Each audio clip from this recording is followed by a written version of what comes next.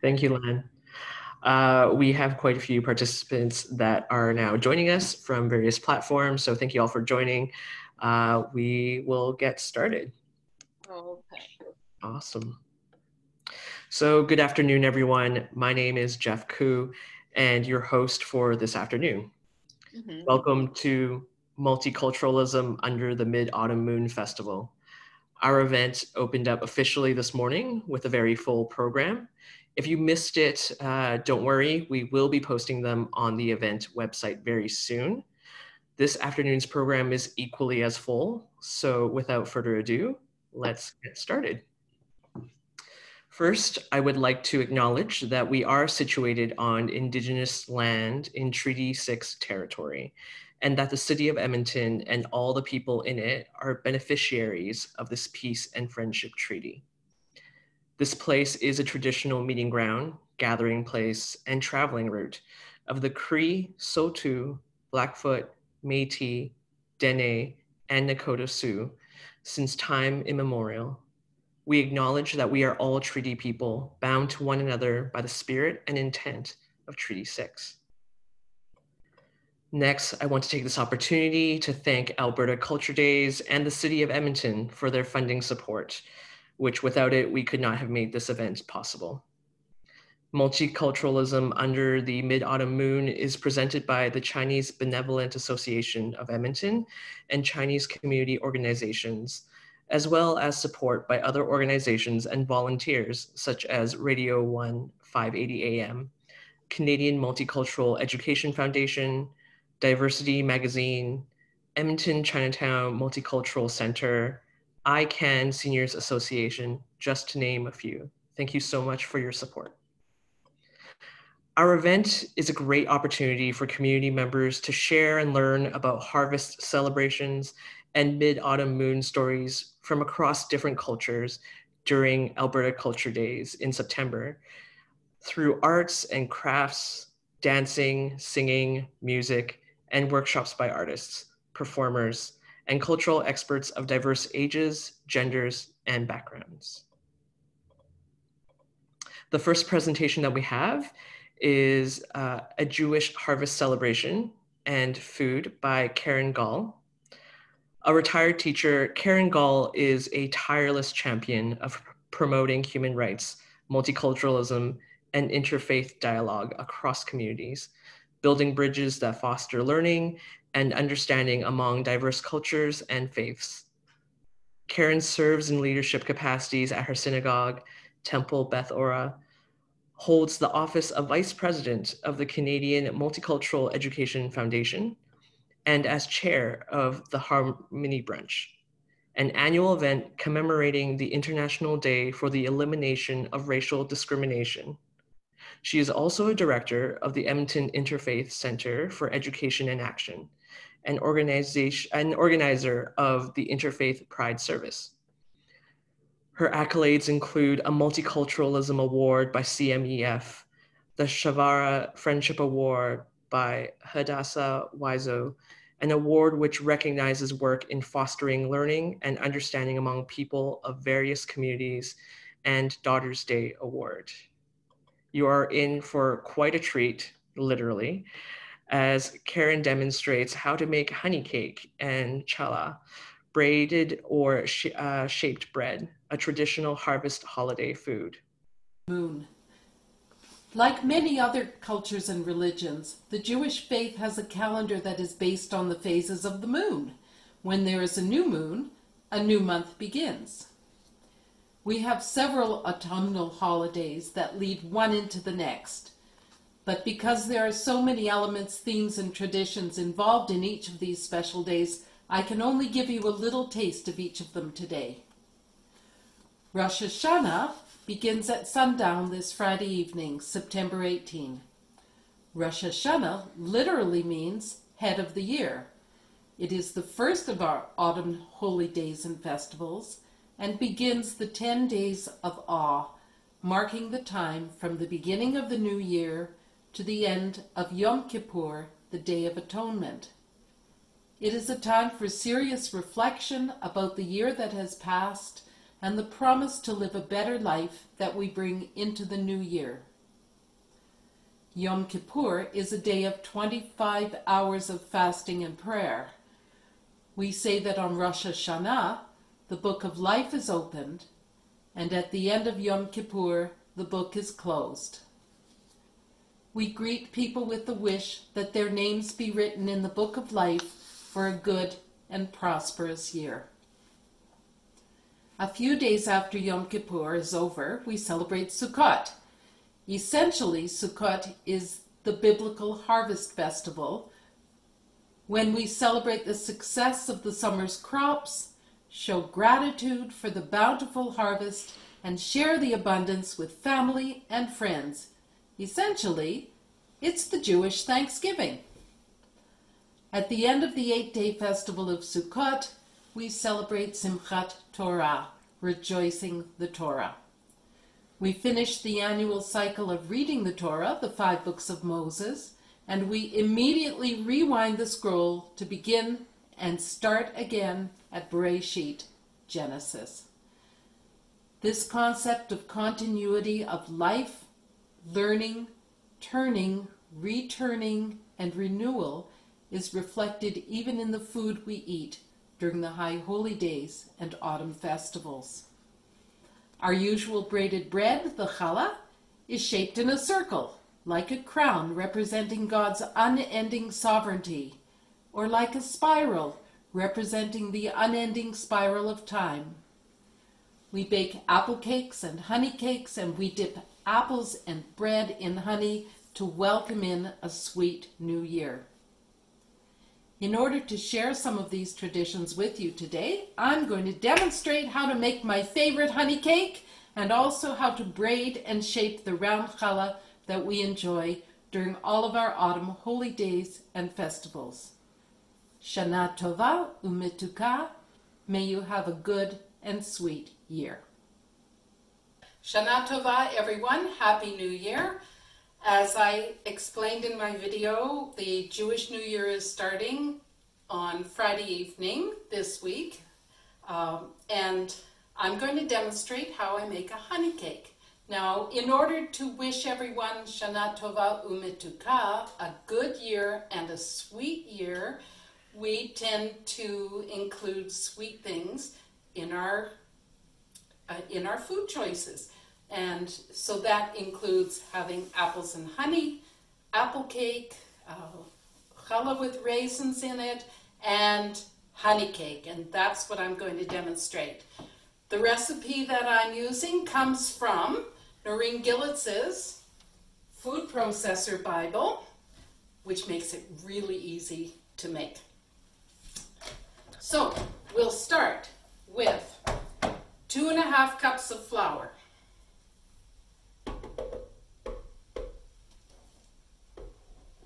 into the food processor with 1 teaspoon baking soda, 2 teaspoons of baking powder, and 2 teaspoons of cinnamon. All right, let's turn this machine on for 10 seconds.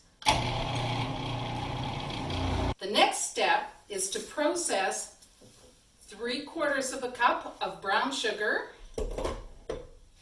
with 3 eggs. And the recipe does say that you could use 2 eggs and 2 egg yolks if you want to lighten it somewhat. The instructions say process for 30 seconds with the pusher tube out. All right, now time to add some more ingredients. Now, we add honey and oil and process for 1.5 minutes. So, first all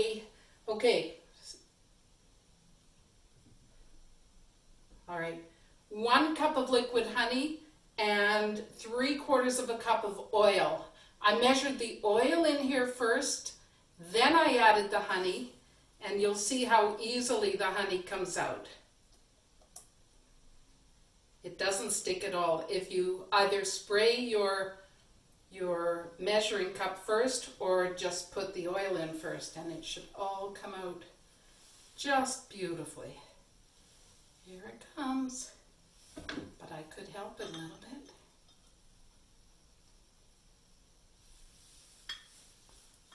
There we go. Now this will be for 1.5 minutes. There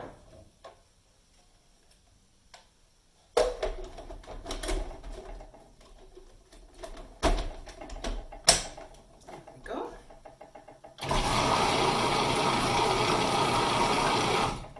One and a half minutes, and I counted this time. All right. What are we up to? Add honey and oil, we did that. Remove cover and add dry ingredients, which we had poured into this other bowl. And here it goes. In you go. And the last ingredient is 1/2 cup of cola. So, and you can use Diet Cola, which is what's in this cup. You can use coffee, you could use tea, or you could use orange juice. And just pour it on top of the dry ingredients. Now, you process with 4 or 5 pulses. You don't want to process it you don't want to just press on, because then your batter will end up too tough. You'll work up too much gluten and your cake won't be as fluffy. So 1, 2, 3, 4, 5. And have a look, and it looks like it's completely blended. Do not over process. See, I followed instructions. Okay, immediately remove processor from the base. I'm going to give it just a little bit of a stir to get the top flour mixed in. There you go. And immediately pour into a prepared pan. And I'm using a bundt pan that I've sprayed with the pan baking spray. So that has both oil and flour in it. And in it goes.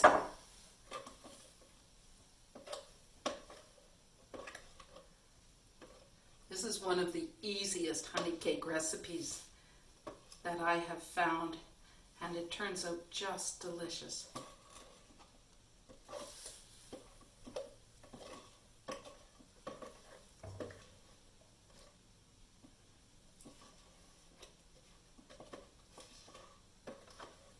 There we go.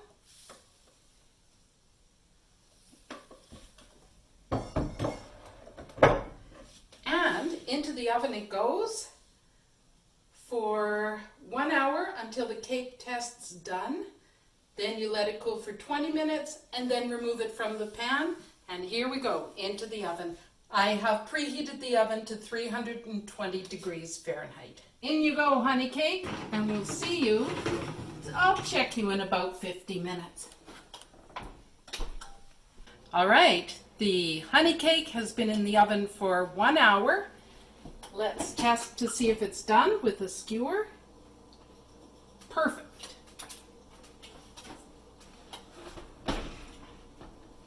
So I'll bring it out of the oven and put it on a rack to cool for 20 minutes. All right, everyone, this is what we've been waiting for. Noreen Gillitz's honey cola cake for Rosh Hashanah is finished baking. It's cooled in the pan for, about 20-30 minutes. And let's watch the magic. Oh, I heard it go thump. That's good. There you go. And just adjust it a little bit. And then top it off with a little bit of powdered sugar on the top.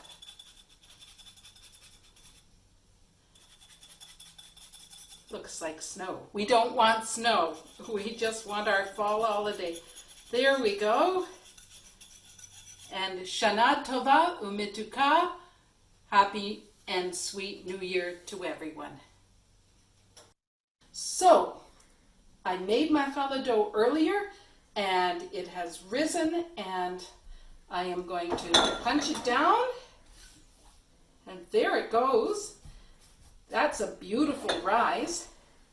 I'm going to make two different shapes. And I'll turn it out onto the table and cut it in half, and then I'll be able to make the different shapes.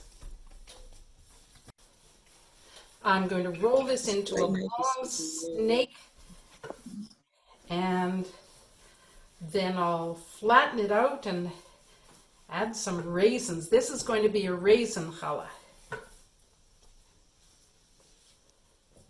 Okay, let's see about this. All right. Here we go. This is a good idea. I need to pinch it to seal it. I have a 9-inch pan here that I've sprayed with PAM for baking, and I've got a piece of parchment paper in the bottom because parchment paper makes everything easier. All right, so I'm going to start to coil this around and around and try to build it up. Oh, maybe I should switch this to a smaller pan.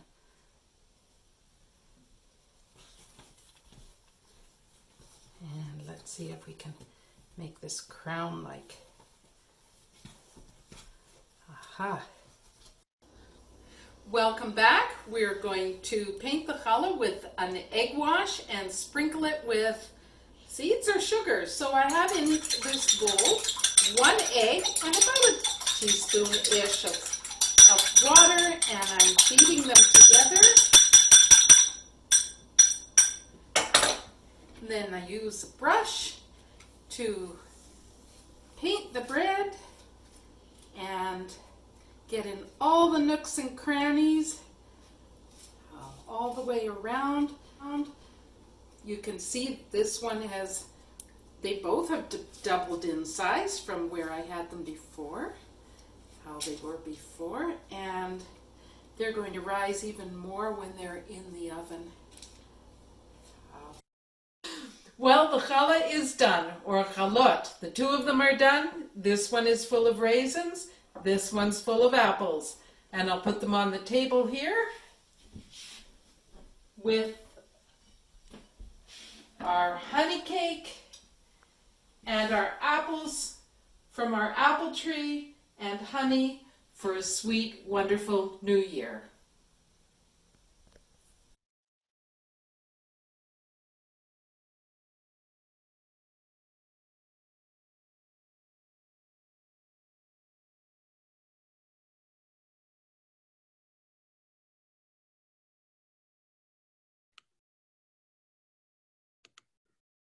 Amazing. Thank you so much, Karen, for sharing your recipes with us and your traditional foods during this important time.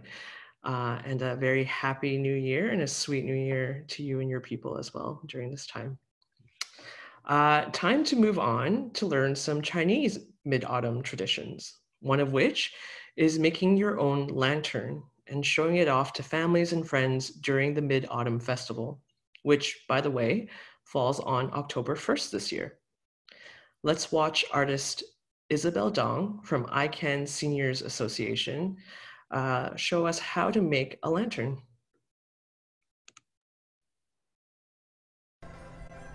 中华会馆今年的多元文化庆中秋也在网上举行，零基础长者们积极报名，以各种形式参与。9月11号上午，我们邀请小镇布艺艺术家董雨桐教长者们做中秋主题的手工，用巧手做出我们海外华夏儿女对祖国的思念和祝福。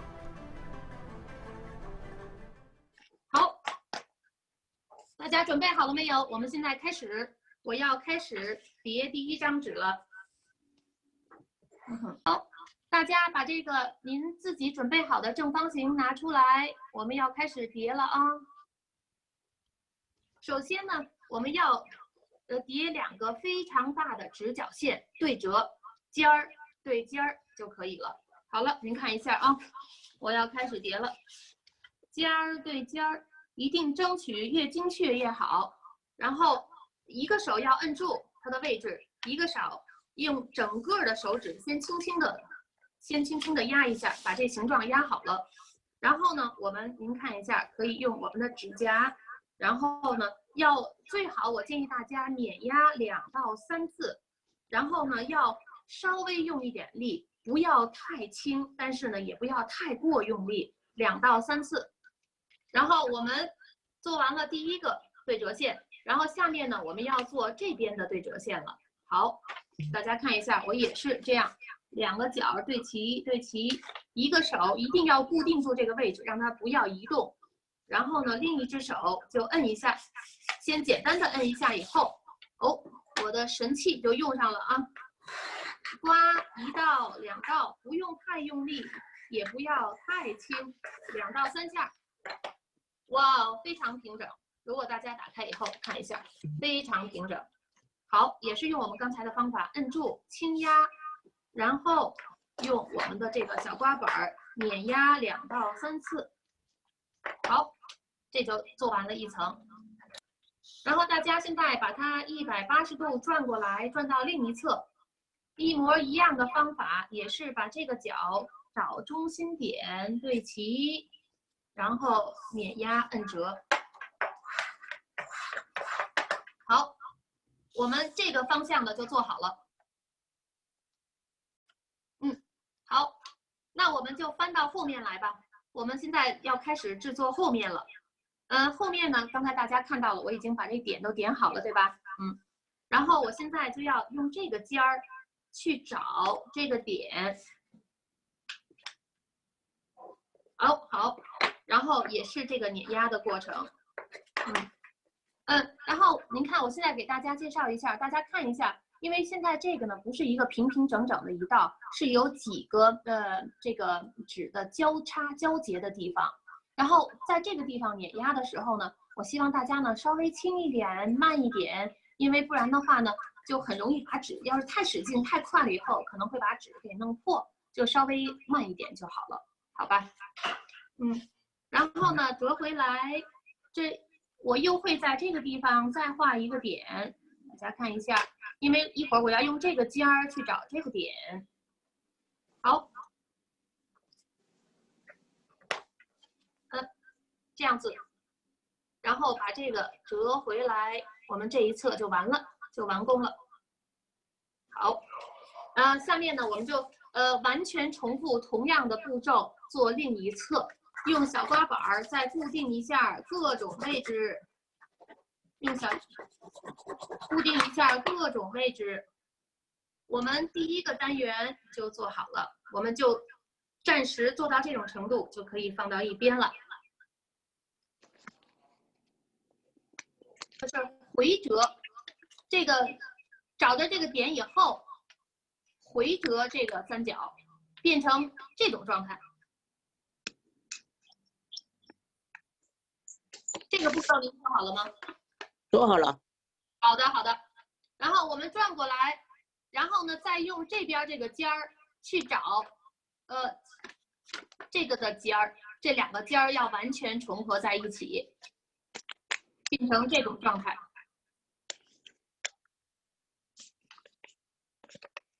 然后呢，也是要回折，回折了以后，我们正面完成图是这样子的，正面的完成图是这样。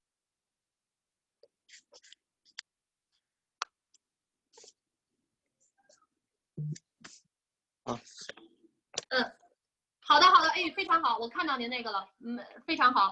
然后我们现在就可以转到背面开始操作了。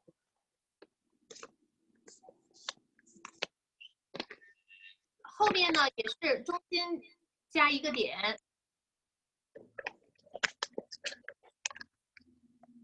中心加一个点以后，然后我们用这个尖儿去找中心点。去找中心点。大家看一下，这中心画一个点，然后用最外边这个尖儿去找中心点。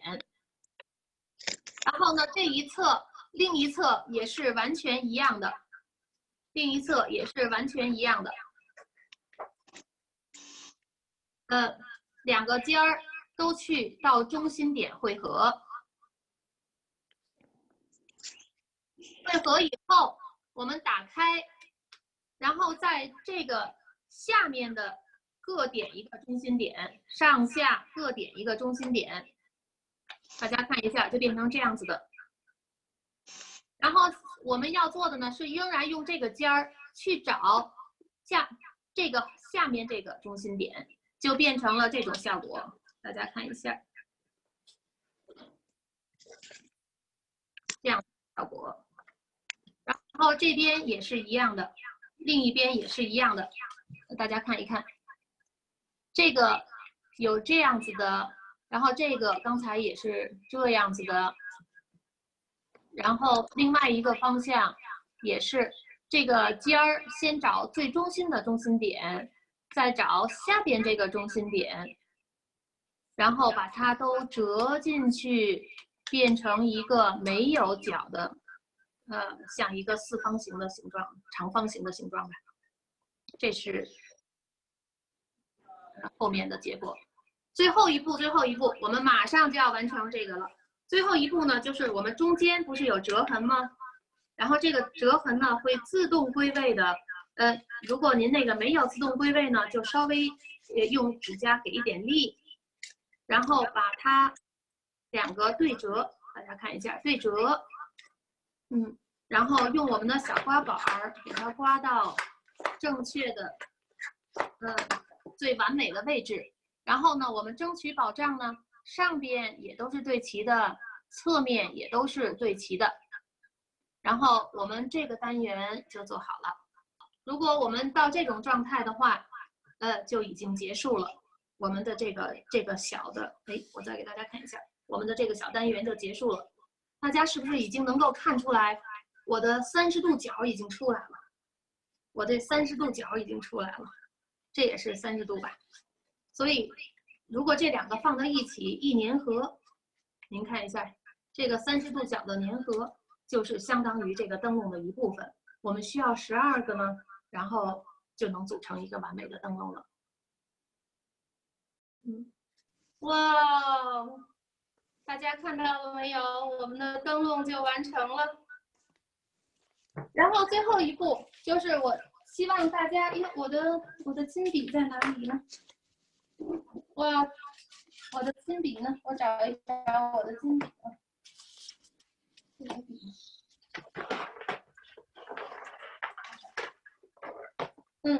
大家看好，我要不要拿着我的3个灯笼？我现在想给大家看的是这个3个灯笼的尺寸。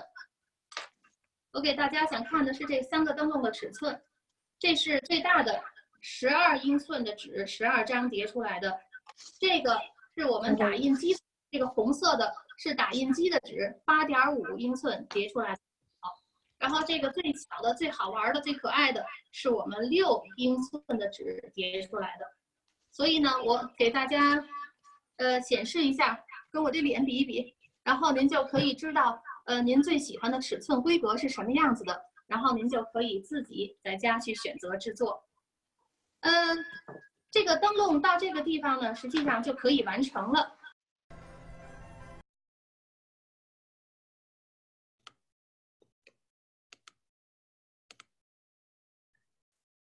Those lanterns came out amazingly, and I haven't made one since I was a kid, but I'm definitely encouraged to try and make one by October 1st. Thank you so much, Isabel Dong. Next up, we have a fulsome discussion called Multiculturalism in the Current Context with Cecilia Lai from Radio 1 580 AM as the host and moderator of 5 panelists joining her. I'm going to hand over the mic over to you now, Cecilia.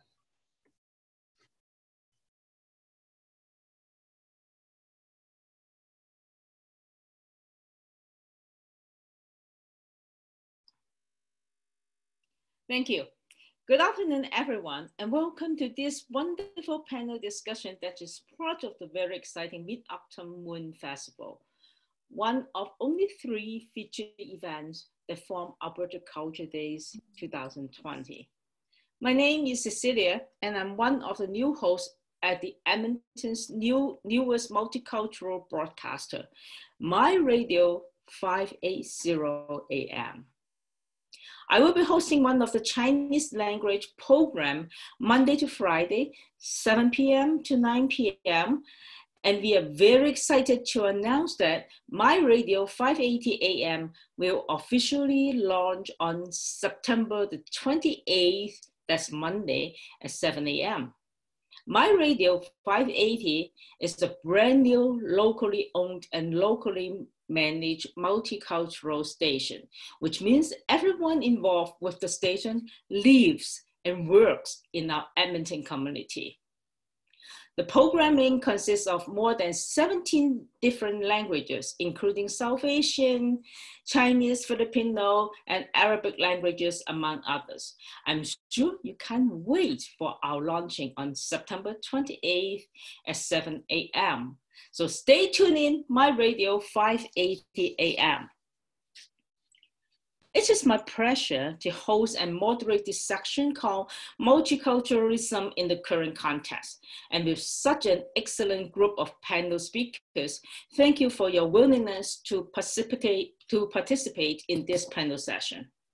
The common response to COVID-19 has been physically distancing and other measures such as wearing masks, frequent hand washing, etc., to contain the spread of the disease. It actually requires individuals, organizations, and countries to take necessary steps to cope. During these uncertain times, how have multiculturalism and multicultural organizations fared? How have you and your organization been challenged by the current situation? And what creative, individual, organizational, and community-led practices have emerged in response to? Here, I have 5 speakers, and each speaker has about 6 minutes to speak.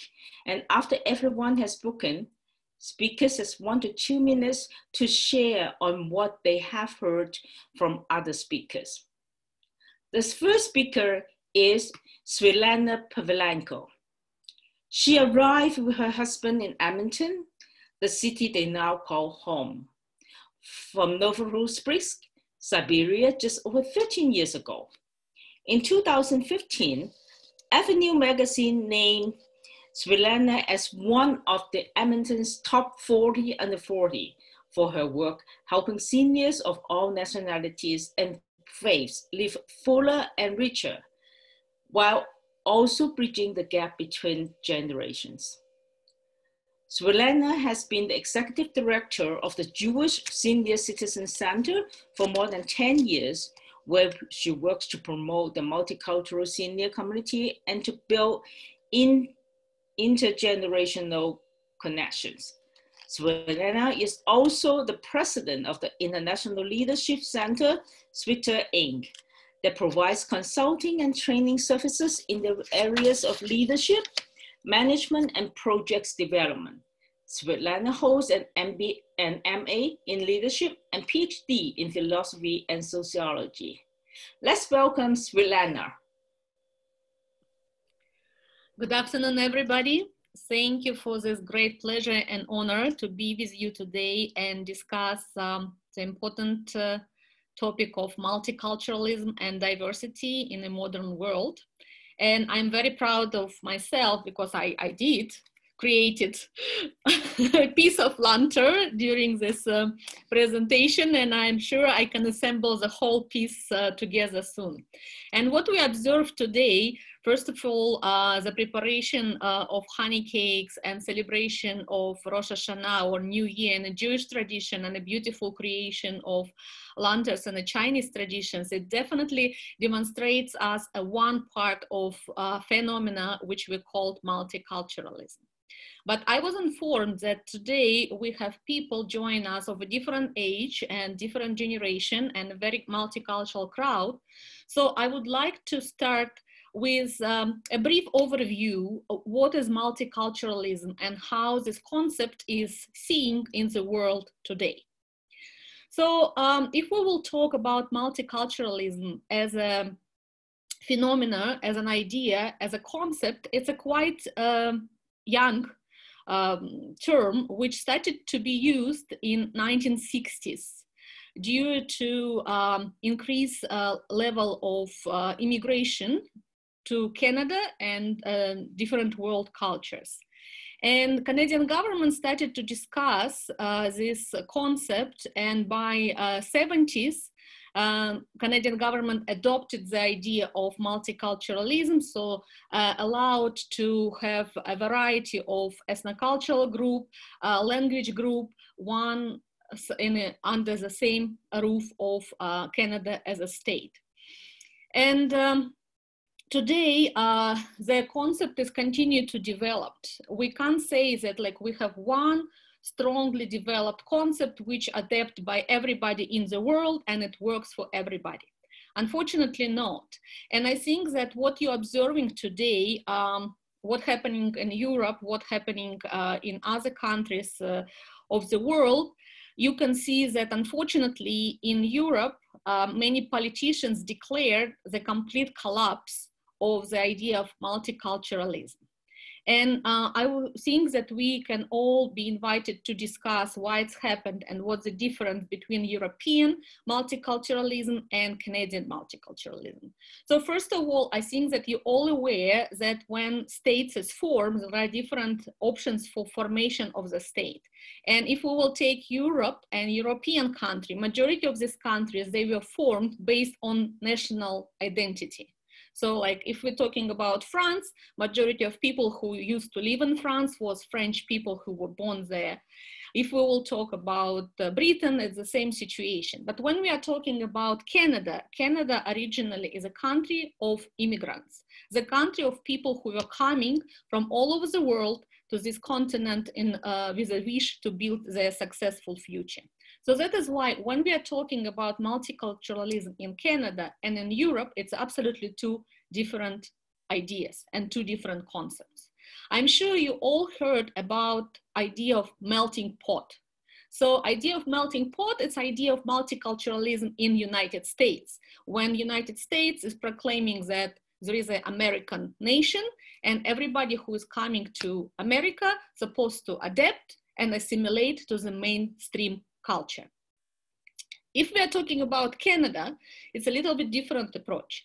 When we are talking about Canada, we are not talking about melting pots. We're rather talking about salad. There are a lot of different ingredients with their specific unique tastes, and they all mix together in one dish.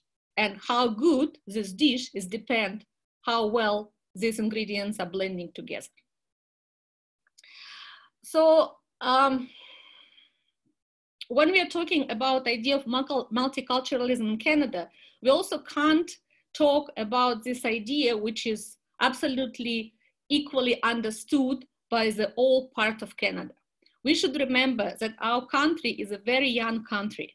And even though we celebrated recently 150th anniversary, a few years ago, we still have remember that the formation of the state of Canada were developing very slowly. And the last territory which we adopt into the Canadian state, it was 1999. So we are very young.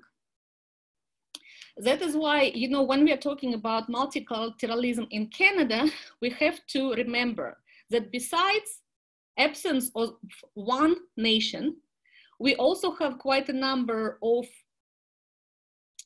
factors which we have to consider in order to successfully develop the politics of multiculturalism and accept everybody in a Canadian family. So first of all, we have a wonderful part of our society is indigenous people. But when we are talking about indigenous people, their idea of multiculturalism is totally different. They would like to have a parallel society with a self-government structure, and their idea of multiculturalism and the mainstream idea of multiculturalism have to be compared and mature developed in the one concept. Another thing, if we are talking, for example, about Quebec is another thing which saying that we have their own idea of multiculturalism, and we have our own idea of who we are and how we want to be called. So that is why when we are talking about multiculturalism in Canada, we should define for ourselves. Are we talking about multiculturalism on a federal level? Are we talking about multiculturalism on a provincial level? Or we are talking about municipalities? I must say that, like, you know, we are very lucky being in Alberta, because according to the majority of Statistic Canada polls, Alberta is the most accepting province. So people in Alberta are very welcoming and very genuine towards the immigration process and support to new Canadians, compared with the rest of Canada. So we are really having a wonderful background, you know, for the further development of these wonderful ideas. Also, when we are talking about multiculturalism, an idea of blending together, we should remember that when we are talking about Canadian identity, who we are as Canadian, the important part of our identity also is language. And you have to remember that Canada is officially bilingual country. So we have French and English as the mainstream languages, plus we have a majority of an enormous amount of different languages which people cherish and continue to use in a day-to-day routine with their families and friends. Again, when we are talking about multiculturalism and languages, language is a glue which unites the nation. So for us, it's very important to understand, even though we cherish our own languages, English language or French language, depends on the part where you're living, is influencing your way of thinking and influencing your way of reality perception. When we are talking about current situation with multiculturalism, I'm sure you all were witnesses of different events when Canadians experience anxiety regarding our borders with United States, or like other issues when we had a race of anti-immigrant and anti-multiculturalism movements in Canada. And it's not something new for 2020. You know, if we will take a statistical information, we will see that these trends are going up and down for the whole history of formation and development of our country. So that is why, you know, like I think we have to think what will be the main values and main goals for us as a Canadian nations in order to be united by these goals and by these values. And I think that today we all can talk about it and discuss it, because our Canadian identity is things which build our country and holds our country together.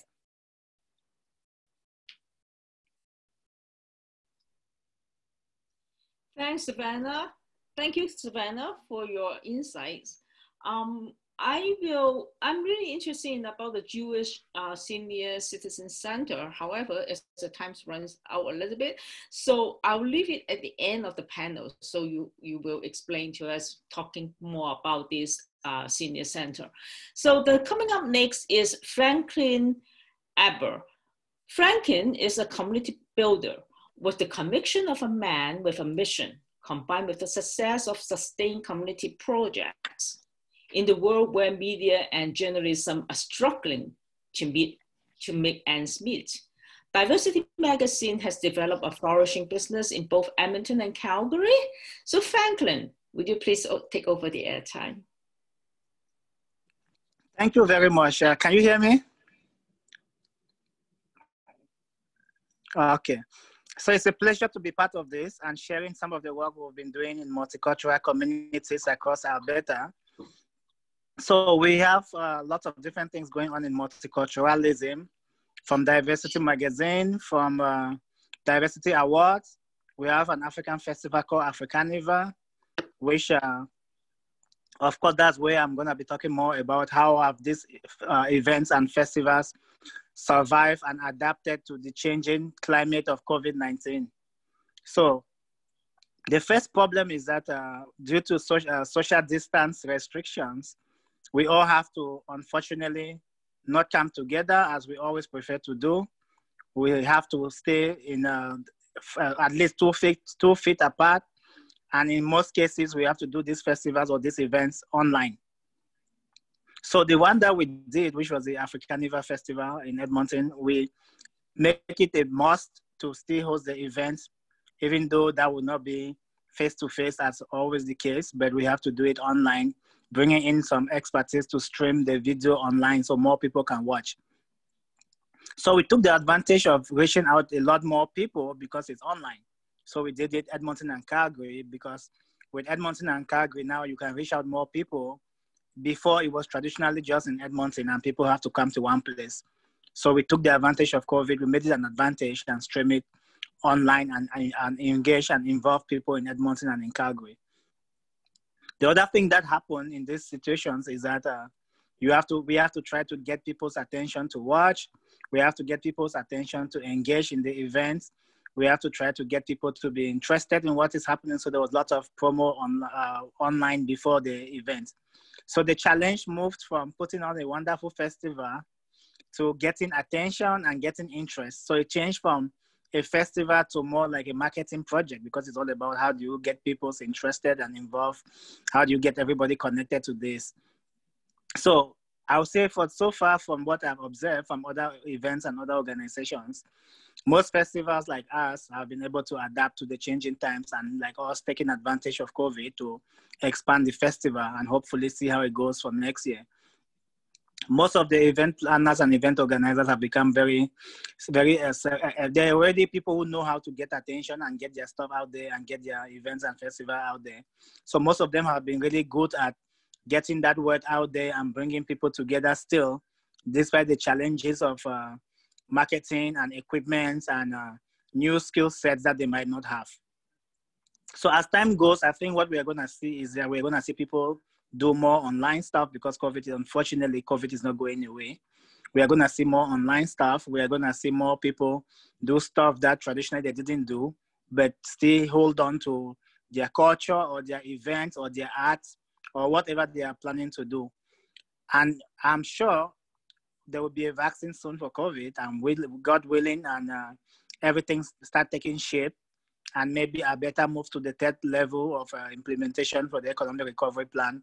Then we hope to see more people come together, and next year we are positive and optimistic that everything will go back to normal. But the lessons that have been learned in doing a lot of the online events and festivals will be used now to engage a lot more people online and connect a two kind of festival where you have a version of it face-to-face and another version of it online. That's what I think will be happening going forward. And I hope to see that as it goes. So I'll be sticking around and very happy to listen to what other presenters have to say. And of course, very happy to be part of this. Thank you.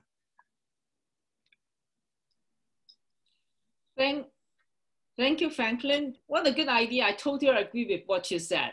We are right now living on the online world. Okay, coming up next is Satya Brata Das. Satya is a seasonal strategist, author, board director, and policy guru. He's a frequent commentator and public speaker in both French and English, which I can't speak French, in media and on stage. Satya's volunteer work is deeply informed with a lifelong commitment to human rights as a way of life and the principles of human dignity, espoused by M.K. Gandhi. Satya's book spans some of the most compelling challenges of our times, offering intimate vignette and deep exploration of the points where society, culture, economy, and environment come together. His latest book is a journey towards a different kind of future for all who share the planet. Here comes Satya.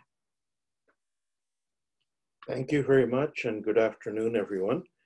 I'm so glad to be gathered with all of you in Amiskochiwaskahikan, which was the name of the place that is now called Edmonton, until the colonial era established a country called Canada 153 years ago. Amiskochiwaskahikan is one of the oldest continuously settled places on Earth. We humans have lived here for 11,000 years, and the settler history of Amiskochiwaskahikan is less than 300 years old. So in a sense, when we talk about multiculturalism in the current pandemic, we're talking about a very long tradition of human settlement and human societal interaction that has now evolved to the stage where we live together, not in separate silos, not in cultural segregation, but together, sharing, building together a country called Canada on Canadian values that were set out in the Constitution of 1982. That said, I've noticed some quite interesting things in our community and in the larger Canadian community as we respond to the pandemic. We have, on a very superficial level, an alarming tendency by some of the more intolerant among us to blame Canadians of evident Chinese ethnicity for the actions of the government of China. This is something that needs to be denounced and deplored. And I have been very heartened to see that in public instances, in public demonstrations, where things that may or may not have arisen out of the government of China's actions, when citizens in Edmonton tried to blame or cast aspersions at fellow Edmontonians whose ancestry makes them in one of the oldest cultures of the world, that people outside of those cultures have come to the defense. What has really heartened me is this collective and mutual solidarity of standing together, standing with one another, and standing shoulder to shoulder to quell any forces of intolerance, hatred, or bigotry. On the other hand, this is not at all unexpected. One of the things that the COVID pandemic has done is it has put the brakes on how the world sees itself, on the normal framework of everyday life, and very much, in a sense, forced us to re-examine who we are, how we live, and how we engage.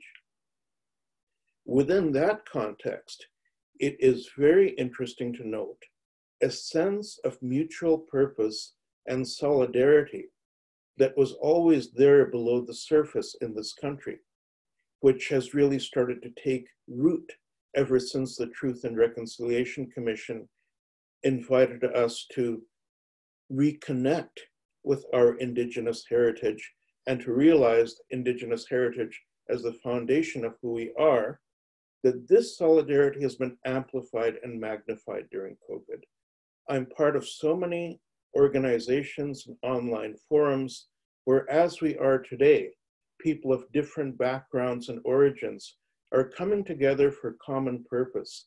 And the common purpose is almost universally a world that is oriented toward a culture of peace, toward a culture of human dignity, toward a foundation in which compassion and outreach and the validation of the dignity of the other are paramount and central to this demonstration of identity.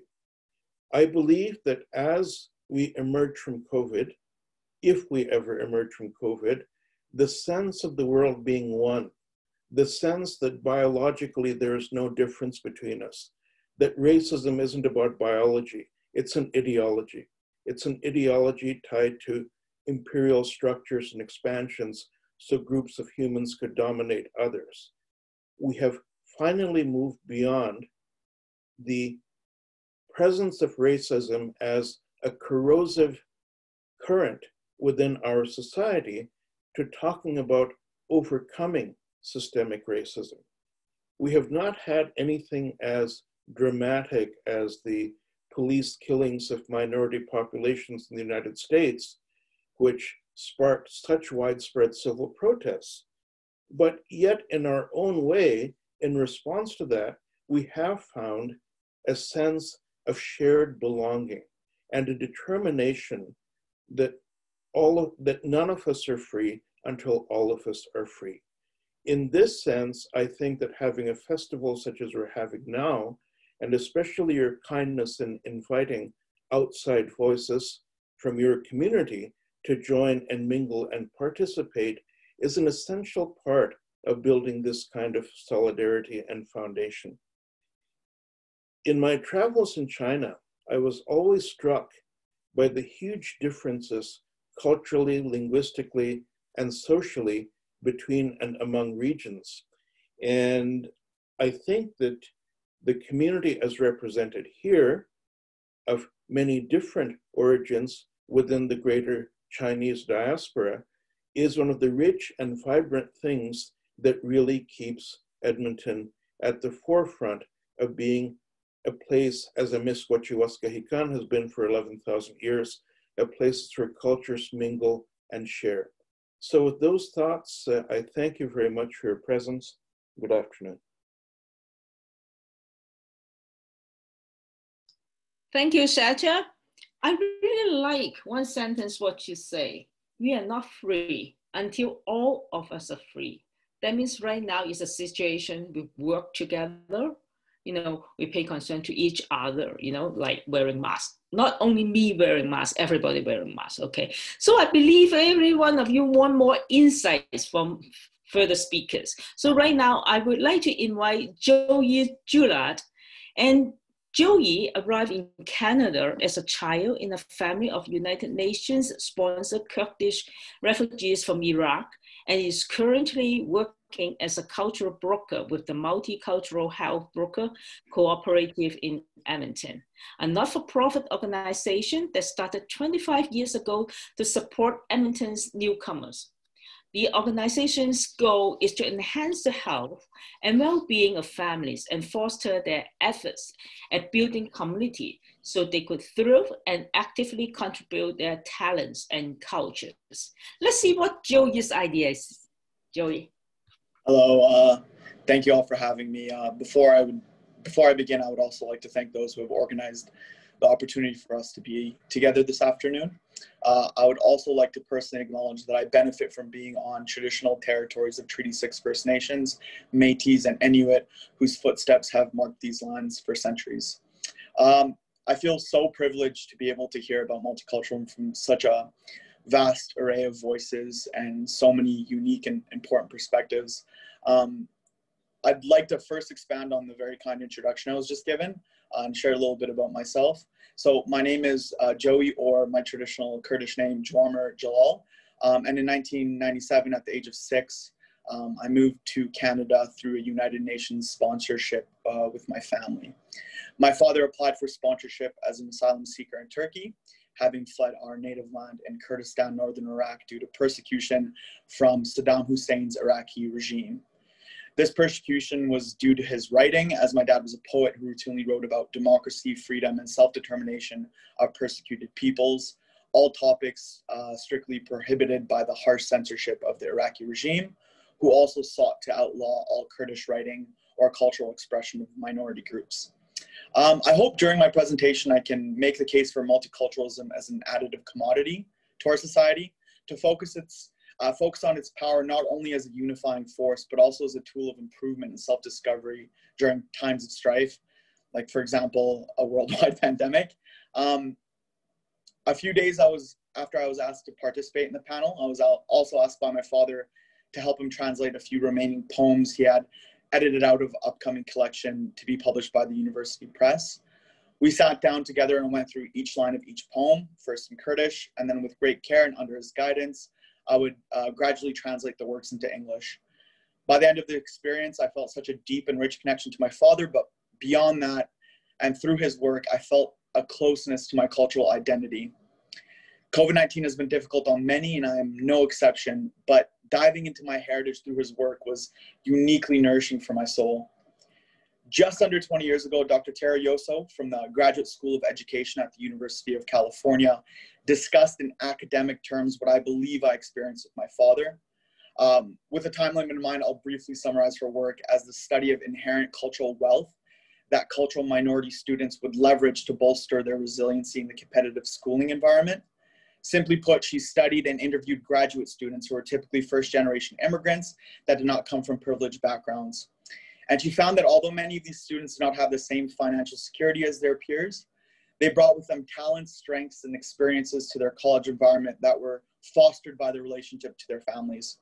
Their parents, grandparents, sometimes aunts and uncles, all these relationships armed them with tools Yoso described as everything from, but not limited to, linguistic capital, the ability to speak more than one language, to aspirational capital, which is the ability to maintain hopes and dreams for their future in the face of real or perceived barriers.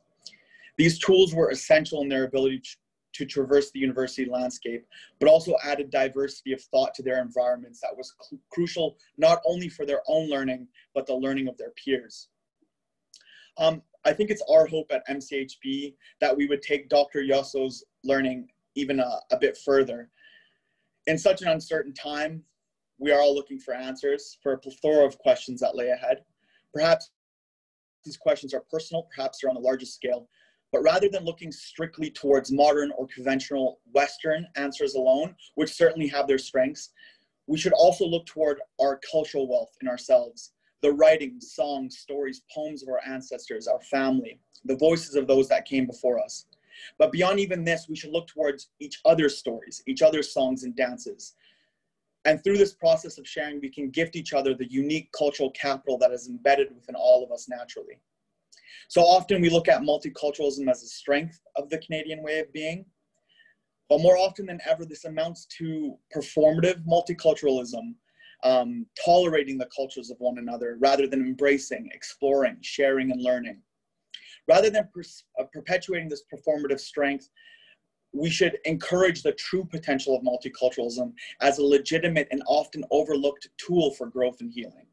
Rather than looking at cultural customs of others as simple mythology of their peoples, we should seek out learnings that we may be able to apply into our own lives to strengthen our own resilience. And perhaps there are answers for the internal questions where we least expect them. Recently, I've been fortunate enough to come across Taoist meditation. And although it hasn't been easy slowing down my breathing, pursuing clarity, it has already strengthened my ability to cope with stress and has propelled me on a journey to further self-discovery. This is the power of multiculturalism, a life, a culture, presumably incredibly distant from Taoism, being enriched by its teachings, an opportunity I would have never had. I consider myself incredibly grateful to be able to share with you all my cultural wealth, and even more grateful at the prospect of exploring yours. Thank you.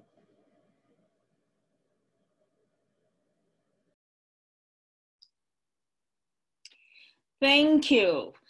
You know what?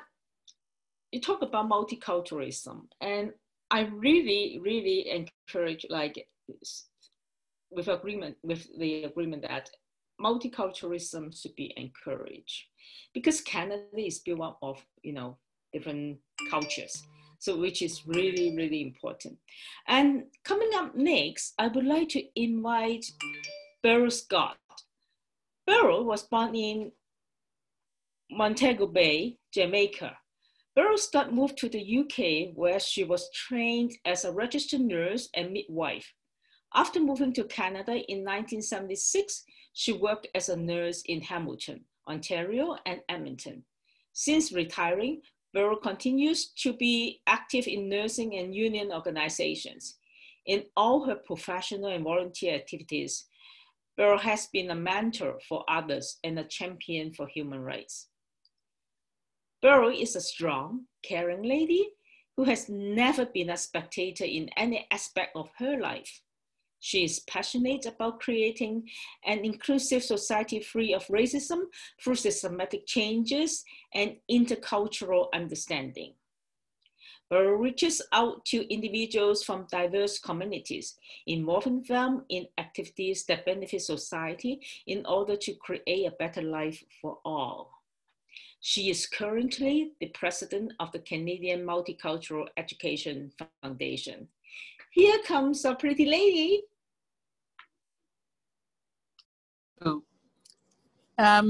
First of all, I'd like to just say that for me, I would like to say, out of many, one people, and that is the motto of my homeland. I also don't really always say that I'm hyphenated Canadian. I'm a Jamaican, I'm a Canadian, and I'm British. So there's where I come from in talking about how I feel about what is going on right now with multiculturalism in Edmonton and throughout all of Canada. I feel that we need to reach out to people, and that's what I try to do. And in reaching out, it might not always be welcome, but I still continue to do this. And I notice as I go around, since this COVID has started here in Edmonton, and I've been very good in staying home and not going out too much, but still keeping in touch by phone. I reached a stage where I had to step up in a restaurant, sorry, not a restaurant, in a supermarket, where I felt that our people was saying things to who they thought were not from Canada, but from China. And they were being extremely rude. And I stepped in and I made some comments by saying, this is wrong. You're not showing what Canadians are like. This is not us, please change. Now that person didn't change too much. It was not done the way I thought that she would have done it, but the store did take action on it. And then I think about the work that I do with the community. This is how I was brought up, was to share, was to help. And then I remembered not living in Jamaica, but living in England and having a parent that was not well. And so I relied on people to take care of her and on the rest of the family to go into Jamaica to help. So now I am repaying all of that to people here in Edmonton. I can tell you that today I'm seeing and reaping the closeness and the multiculturalism of two persons that I have met through my work in the community. And one was a speaker just now that was Frankline Agbor. He has been there for me when I've not been feeling well throughout this whole season of what's been happening. And he's right, we're not sure when this is ever going to stop. And he reached out to me. And today I'm here at his office doing my talking because my computer is not working. So we've arranged to do everything here. And I can say he has shown me what multiculturalism is about. He has also shown me by being in the community what we need to do. Some of the other speakers I do know, and Satya was somebody that I respect a lot because of the way he has shown his feelings for working with multiculturalism and helping each person that comes around. I think for us here in Edmonton, when I got here, I thought they had seen enough of our faces around so they were going to be able to deal with it, but they really weren't able to. And I found out one thing that was really hard for me was when I finally decided to become a Canadian citizen, and I sent in my information, that I noticed that when I had come into the country in 1976, that instead of putting me down as a nurse, they put me down as a nursing attendant. At that time, I already had everything that I needed, which was a registered nurse, a state certified midwife, as well as working with health visiting work. And I was really quite upset, so I got that changed by writing to whoever I had to write to say, this is wrong. And I think for us today, we need, when I think about what's happening down south, and I see what is happening there, I was eager to say, this is not what Canada is about. We need to change it. And I am working towards that and will continue to work. I have spent some time within the Chinese community, and I hope that they understand that when I come, I might not speak their language, but I'm there to help and to do whatever that needs to be done. And also, we need to say to others, this is Canada.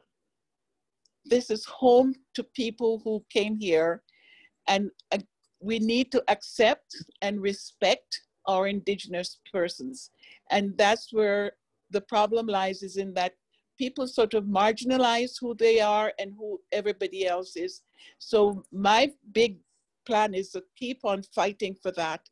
And I'm really not somebody that talks a lot about everything, but you need to know that I'm here. If anybody needs me, I'm always going to be around to reach a helping hand out. Thank you.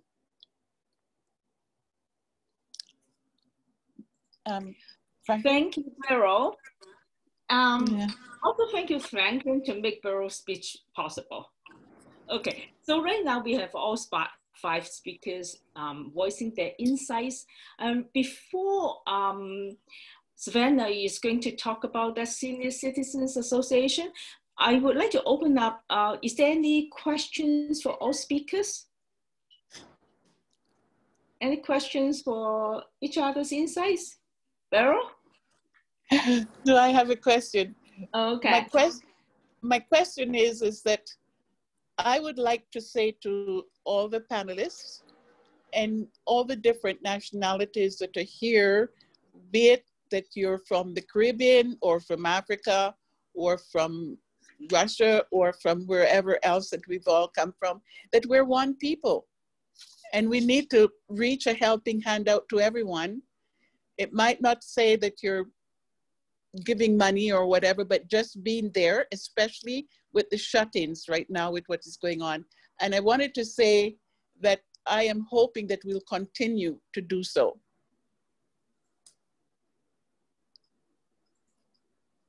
Great. Okay, so I can mute.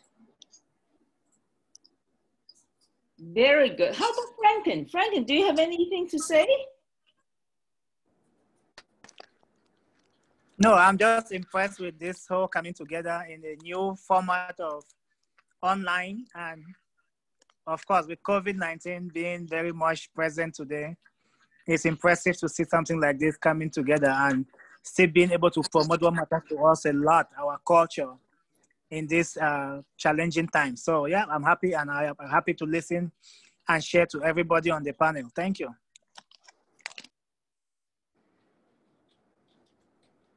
Cecilia, may I ask the question?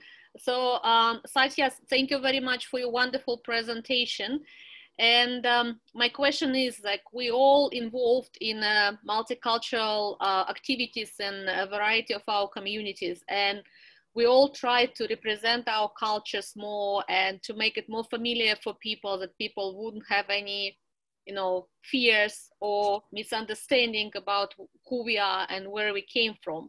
But on the political level or on legislature level, do you think that community can somehow influence our political leaders in order to actually get some implementation of our wonderful ideas on a community level onto the level of like province and municipalities? I actually think that's been happening for a while. In 1974, Alberta became the first jurisdiction in the world to introduce a Multiculturalism Act. That was my friend Horst Schmidt, who was the culture minister at the time. And since then, we've had cultural evolution in many different ways. One of the best examples is one of our co-panelists today, Jwamer, because he was, I think, a 5 or 6 year old boy when I met his parents, Jalal and Sabat Tahir, and did a profile of them in the Edmonton Journal as newly arrived refugees from what ought to have been Kurdistan, but was in fact occupied Iraq. And, you know, seeing him here today as a grown man, full of such wisdom and such insight, and he himself talking about Taoism and how that has taken him on a different path. This is the kind of cultural mingling I'm talking about. What our government has sort of done is it's given us the legislative framework with the Charter of Rights and with the various Multiculturalism Acts, and sort of left it to us to find one another, connect one another, and build one another. And for me, especially in the last 10 years, I've been melding my sense of Canadianness with Indigenous identity. So I think that it's never finished. It's an act of reconciliation and being and belonging that always broadens. I'm meeting a couple of people on this panel for the first time, but people like Beryl and Lan and I have worked together for 30, and Karen have worked together for 30 or 35 years or more in promoting cultural mingling, in promoting the sharing and the dignity. So I think that we haven't waited for the government to set the table. We've waited for the government to catch up to where we are. Thank you. Thank you. So right now, I would like to get Svelana to talk about the Seniors Club. So just probably want to start a little bit with introduction of our center. So we call Jewish Senior Citizen Center because we were originally formed by Jewish community of Edmonton, but we as a center which is open for everybody who wants to join us, and we have people from all over the world with a different ethnical background and religious beliefs, and we are based on a culture, not on a faith. So for us, it's a great pleasure to hear, you know, and that all of you involved in this work you are doing. And before, like, we did some project together with Len, with Beryl, and it was a great success, and we will continue our work. But also Satya mentioned his interest and involvement with indigenous community, and this year we did facilitated a project together with the indigenous community of Edmonton, which called From Survival to Thrival, Shared Historical Experiences. And it was very interesting project.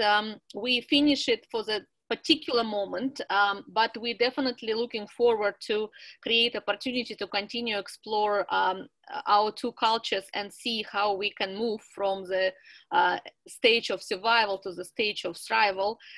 And the difference between our project and, for example, Truth and Reconciliation approach was that we were discussing and communicating on a very, very personal level.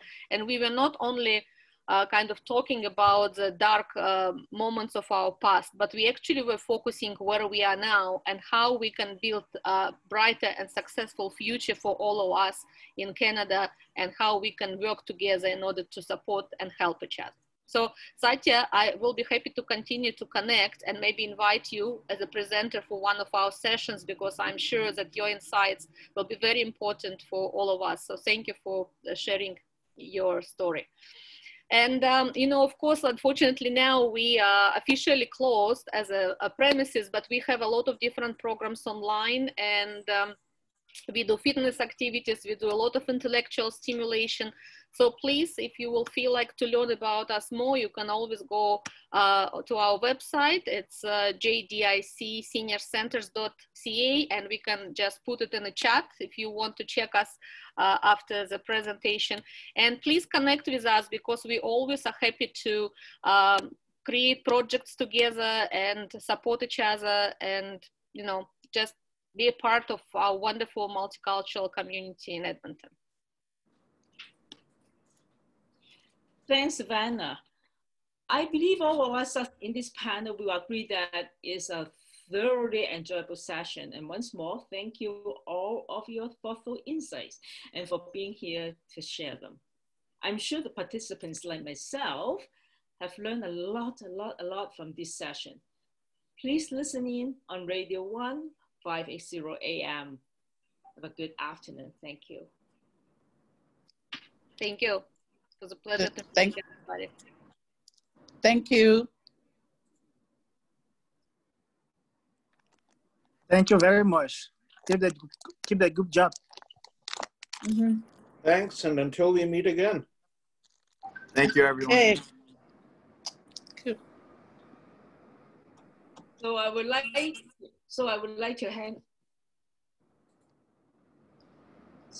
to hand over to Jeff.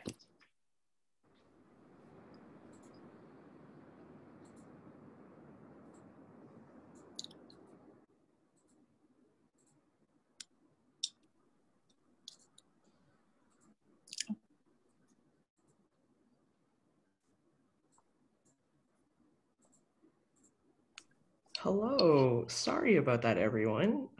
Technical difficulties, another learning from COVID on top of all of you sharing your stories. I don't know where I left off, but I just wanted to take a quick moment to thank you, Cecilia, for moderating that discussion, and congratulations on your new show. Very excited to hear more from you. And thank you to all the panelists, Svetlana, Satya, Joey, Beryl, Franklin. Thank you so much for sharing your stories, your experiences, and your perspectives. I completely agree with a lot of the things that you've all said. We will get through COVID together, and that is only strengthened by our own cultural assets and getting through it together as one. Now moving on, it is my pleasure to introduce a cultural performance called Full Moon in the Mid-Autumn by instructor Dr. Guangyu Yan and piano accompaniment by Howard Yan. This is a program of ICAN Seniors Association and Twin Brooks Community League.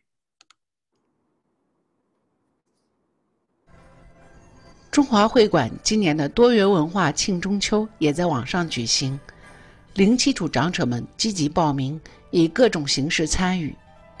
我们跟爱城双溪社区 Twin Brooks Community 合作的每周六晚上的唱歌网课，长者们跟严光宇博士学唱《15的月亮》，爱城钢琴王子严华海为长者们伴奏，用悠扬的歌声唱出我们对月圆的期待。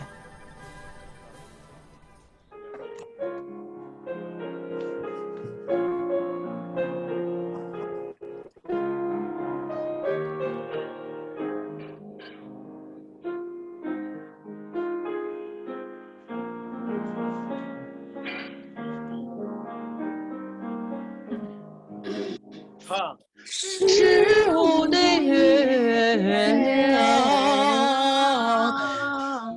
照在家乡，照在边关。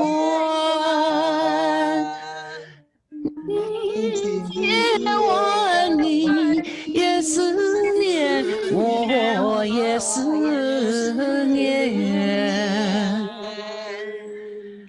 你守在婴儿摇篮边，我巡逻在祖国的边防线。你在家乡耕耘着农田，我在边疆站岗值班。丰收果林有你的甘甜，也有我的甘甜。军功章啊，有我的一半，也有你的一半。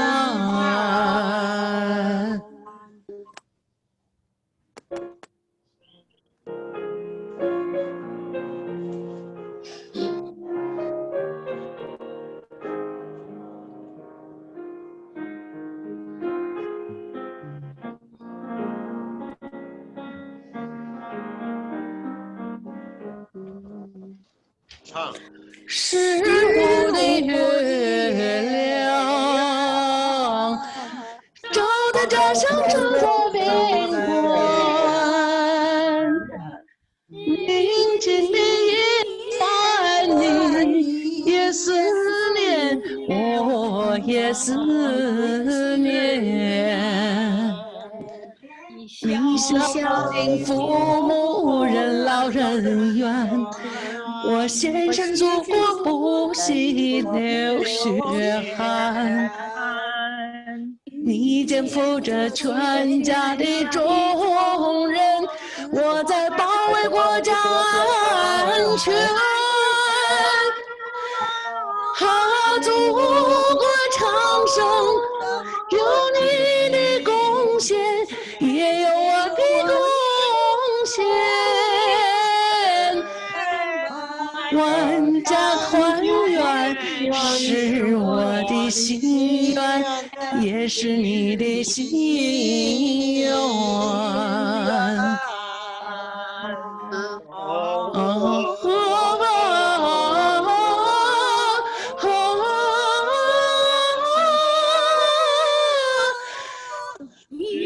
是你的心愿。Amazing. So this has been a very fun afternoon. Thank you all for joining and participating. I hope you all enjoyed the programming as much as I did.